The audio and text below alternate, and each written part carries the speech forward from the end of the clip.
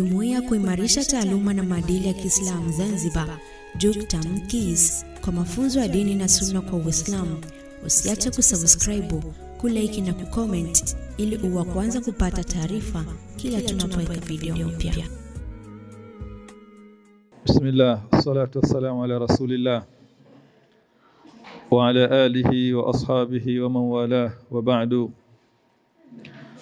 يا رب لك الحمد كما ينبغي لجلال وجهك والعظيم سلطانك، سبحانك لا نحصي ثناء عليك أنت كما أثنيت على نفسك، فلك الحمد حتى ترضى، ولك الحمد إذا رضيت، ولك الحمد بعد الرضا. اللهم صل وسلم على سيدنا محمد في الأولين، وصل وسلم على سيدنا محمد في الآخرين، وصل وسلم على سيدنا محمد في كل وقت وحين، وصل وسلم على سيدنا محمد في الملأ الأعلى إلى يوم الدين، وبعد. إن شاء الله kwa muda mchache wetu huu tuliokuwa nao, nimepewa amri labda ya kuwasilisha maudhui inayosema baadhi ya masail ya fiqh. Kwa maana nyingine,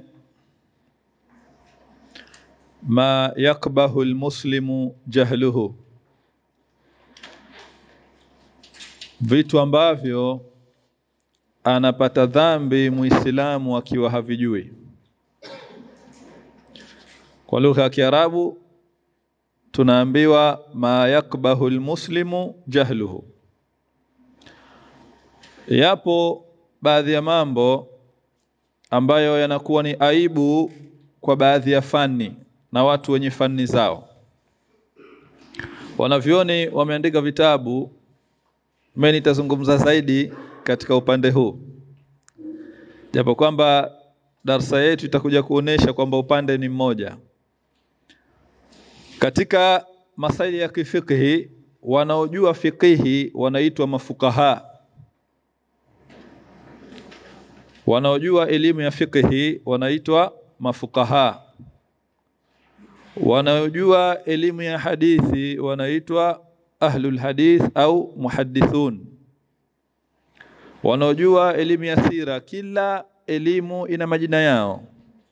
Kama tunavyoona, wanaojua elimu ya accounts wanaitwa hasibu, wanaojua uchumi wanaitwa wachumi, na vile vile katika fununi hizi kuna majina ya wataalamu. Sasa viko vitabu vimeandikwa ma la yas'u al-faqih jahluhu. Haiwezekani kawa wewe ni mtu wa fiqhi au wewe ni mchumi, alafu kuna vitu basic ndani ya fani yako kawa huvijui. Na haya tunayaona katika zama zetu za sasa, bali mtu ufika level ya PhD au akafanya masters, lakini kuna vitu vya msingi na vichache katika ile fani aliyochukua, akiulizwa havijui. Kwa sababu gani? Pengine katika muhadhara wetu tunaweza kuja kuyaona hayo.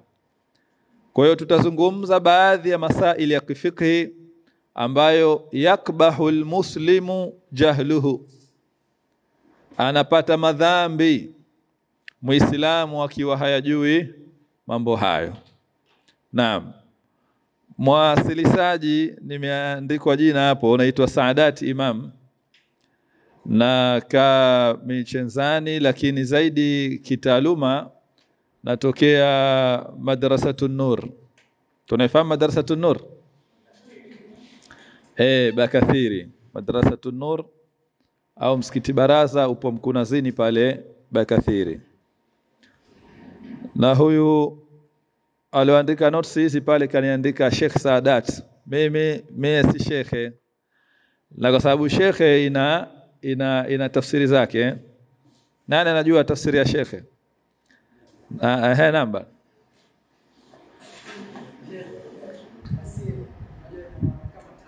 Ina maana tatu shekhe. Ya kwanza, mtu mwenye pesa. Mtu mwenye umri mkubwa. Alafu mtu mwenye elimu. Kwa hiyo mtu akiwa na pesa pia anakuwa shekhe. Mfano kama Zanzibar kuna shekhe gani mwenye pesa?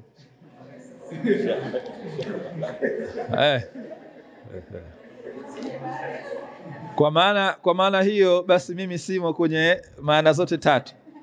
Tafsiri zote tatu simo. Maana yake pesa sina, elimu sina na umri wangu si mkubwa kiasi hiko. Lakini jina langu naitwa Saadat. Maudhui tuliopangiwa muisome ni masaili ya fiqhi. Ni maudhui kubwa sana kiasi cha kwamba mpaka nimekuja tukasema tuzipange tu baadhi ya hizo fiqhi zinazopaswa nizilete kwenu, lakini nafahamu kwamba nazungumza na wasomi. Nayo pia ni changamoto nyingine. Watu pia wanatofautiana kumdefine msomi.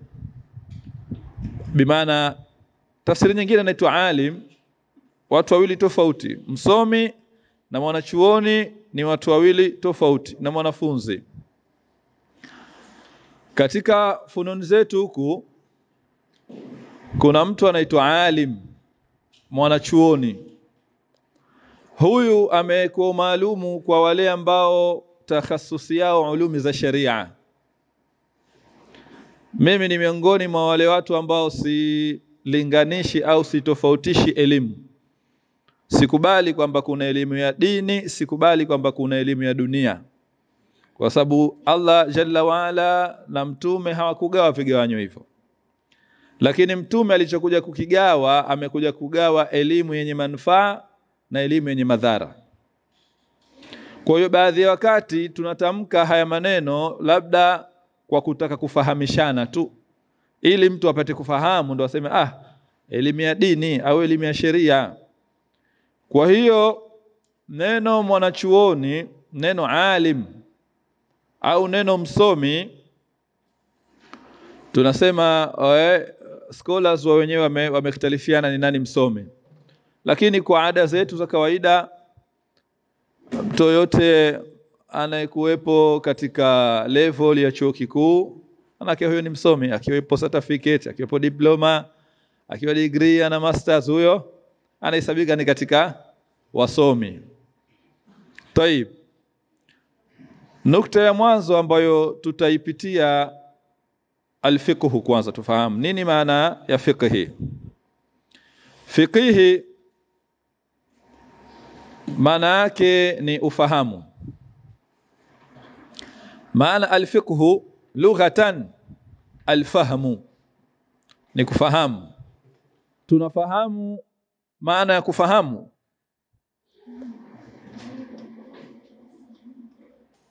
Tunafahamu maana ya maana. Jamani, neno maana si lina maana yake? Kwa hiyo nini maana ya maana? Pale nimesoma moja katika malengo makubwa ya taasisi yetu hii ni kuwa na smart mind. Manake ni watu ambao mna uwezo mzuri sana wa kutafakari na kufikiri na kujenga hoja. Au vipi? Sasa nini maana ya maana?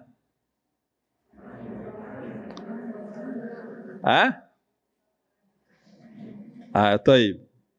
Kwa hiyo lugha fiqhi manake ni ufahamu.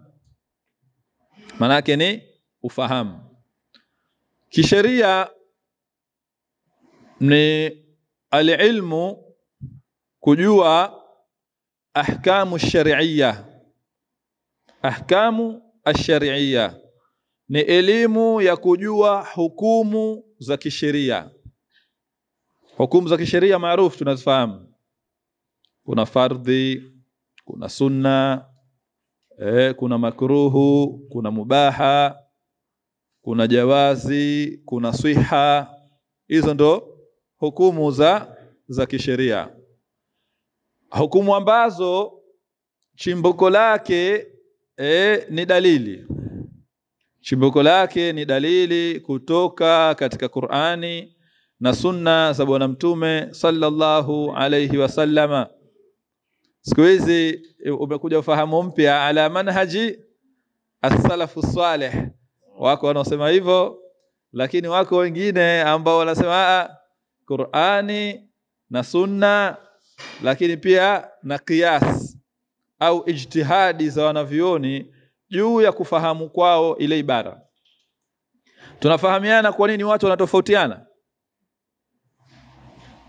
Ni jambo la kimaumbile kutofautiana, lakini ndani ya Qur'ani kuna kitu kinaitwa mantuqun wa mafuhumun. Mantuku ni ile aya inayozungumza jambo moja kwa moja. Ar-Rahmanu 'ala al-'arshi istawa, hiyo ndo mantuq. Lakini inakuja mafuhumun, maana mafuhumu tumefahamu vipi hii aya. Kwa hiyo kila mmoja anakuja na ufahamu wake.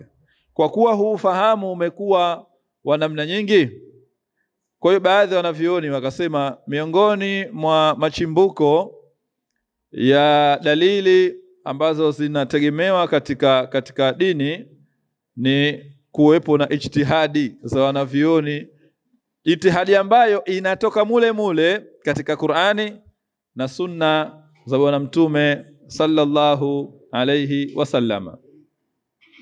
Kwa hiyo ndio elimu ya kisheria. Jumuiya kuimarisha taaluma na maadili ya Kiislamu Zanzibar, Juktam KIS, kwa mafunzo ya dini na sunna kwa Uislamu. Usiache kusubscribe, kulike na kucomment ili uwe kwanza kupata taarifa kila tunapoweka video mpya.